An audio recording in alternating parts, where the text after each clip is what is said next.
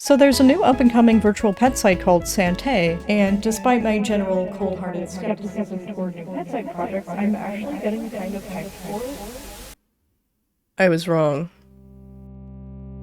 I'm a huge fan of virtual pet games, and when a new game called Santae first became available, I eagerly stepped up to be one of its first playtesters. I believed in the game, I believed in its community, I believed in the heart and soul that I saw going into its creation, and after a while, I even joined its staff team. I was overwhelmed with hope and excitement, but nothing could have disappointed me more than what I saw on the inside. Santae is a virtual pet site, an online multiplayer browser-based game with a focus on collectible pets. Although at first I was skeptical of Santae, its growing roster of features made me excited to see where it was going to go next, and I became active in the game's Discord community. It was also around this time that I released my previous video about Santae, which, for reasons that will be clear by the end of this video, I have chosen to unlist from my channel. Early in the alpha test, I was approached by a staff member via DM who invited me to apply as an in-game moderator. My responsibilities would essentially be keeping the peace, eliminating inappropriate content from the official Discord and on-site forums, and doling out warnings and bans for inappropriate conduct from the general user base. Besides general content moderation, I was also expected to participate in user engagement initiatives like running events and giveaways in official spaces. I absolutely loved doing this. Some of my favorite memories of Santae are still from this era when I worked as a volunteer moderator. My love for Santae grew and grew, and I wanted everyone to know about this wonderful game that was bringing so many people together, bringing positivity and community into our lives. So, I eventually fielded an idea to the game's owner, CJ. What if I help with social media? I'm not a big YouTuber by any means, but I do have experience making videos, and I believed I could bring out the charisma of the site in video form. CJ already had a mostly defunct TikTok channel for the game that hadn't been used in a while, and I produced an initial video that we could use to advertise the game. The video blew up, and I was given control over the promotion of the game on TikTok, making all the videos myself, with everything going through CJ for approval, of course. I decided to take a break for a few days, since I'd been putting all of my available energy into TikTok for a few weeks, and this is, unfortunately, where I saw CJ's mask unravel.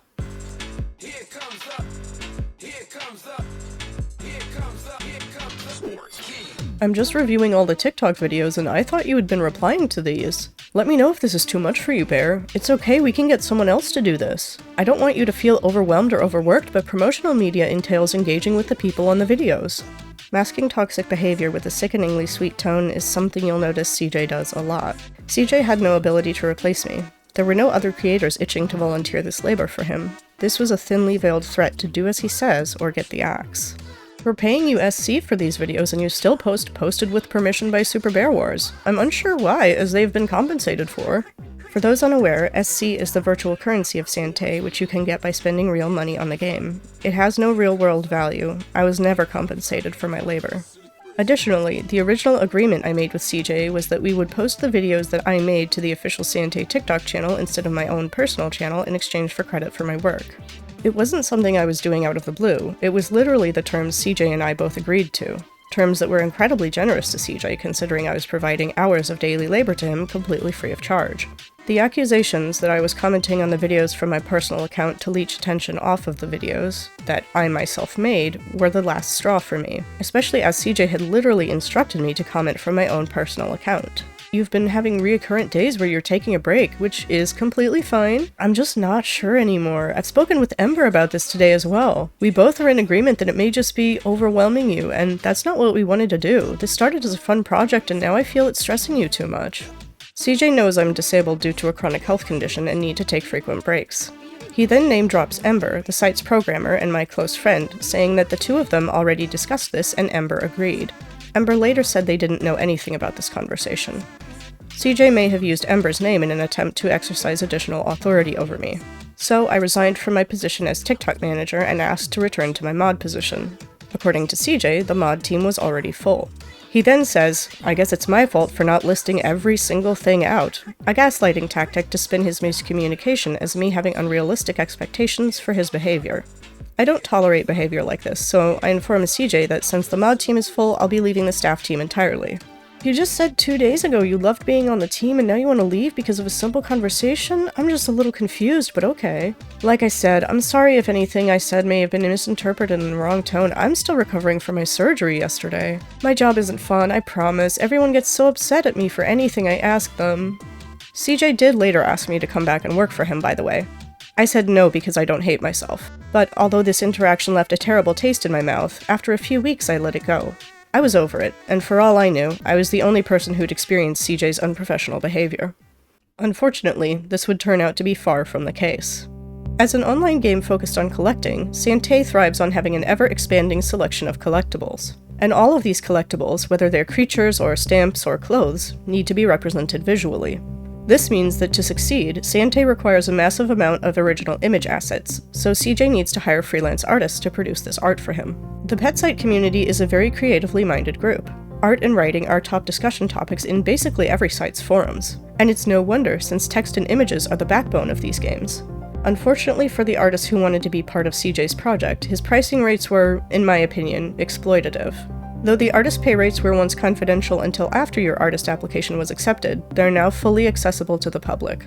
I'll be displaying the rates on screen now, but to summarize, artists were paid less than half of minimum wage for the vast majority of projects. One project type that would take at least an hour of labor sits at $6 USD. This pricing doesn't even include revisions, and artists allegedly could often expect multiple revisions per piece, making their hourly rate even worse. But that's not the only major issue artists had with Santae, as it was suspected that generative AI had been used in the production of certain art assets. I won't be going over the myriad reasons why AI is harmful to artists in this video. All you need to know, assuming you don't already have an opinion on the topic, is that the creative community is understandably hostile to the use of generative AI. So, if the accusations of AI-generated art were true, that would mean that CJ was betraying the values of not just a huge portion of his player base, but also the artists who worked so hard and for so little pay to make Santae a reality. Of course, in the beginning, CJ denied the use of generative AI, both to the public and the rest of the staff working on the game. I even made a video debunking the accusations on our TikTok. We had a speed paint showing the process, and I had no reason to doubt CJ's intentions at the time. But the accusations continued, and eventually, CJ made a public announcement, one where he confesses hiding the use of AI from both users and staff. And the artists in the Santae community weren't the only ones hurt by CJ's behavior. There was much more going on behind closed doors, in the private server and DMs of the game's staff. As the owner of a commercial project with so many moving parts like Santae, CJ has access to many individuals' personal information. Simply making an in-game purchase with PayPal will give CJ access to the name associated with your account, generally your legal name. Of course, this by itself is normal. Any PayPal merchant will have access to this information if you make a purchase with them. What isn't normal is what CJ has been known to do with this personal information. Here I have screenshots of a DM where CJ has sent photographs of an ex-staff member's home and location on Google Maps, as well as a link exposing his place of work. I have obviously blocked these out for the victim's safety. CJ also claims to have found the addresses and phone numbers of his mother, father, brother, aunt, and uncle. Here I have a screenshot of a DM where CJ confronts another now ex-staff member with their home address, claiming to be using the information as part of an investigation. According to the victim, this information was not provided willingly to CJ. In fact, when CJ began a campaign to deliver physical merchandise to Santae's staff, the victim specifically provided their work address for the delivery because they didn't feel safe providing their home address. This and CJ's alleged frequent badmouthing of current and former staff behind the scenes made many staff members deeply uncomfortable, and in summer of 2025, Ember sent in their resignation letter, resigning from their position as Santae's only programmer for reasons including the alleged hostile work environment. CJ did not seem to like this. He issued multiple PayPal chargebacks on Ember, which put Ember over $40,000 USD in the red. This sparked outrage in the Santae community, as Ember had already completed the hourly work he had been hired to do, the evidence of which was plain to see on the site itself. Not only this, but according to Ember, they had often worked 12-hour days, 7 days a week, for $5,000 monthly. This amounts to less than minimum wage. The community banded together to organize a protest against CJ's actions, and this is where things get messy.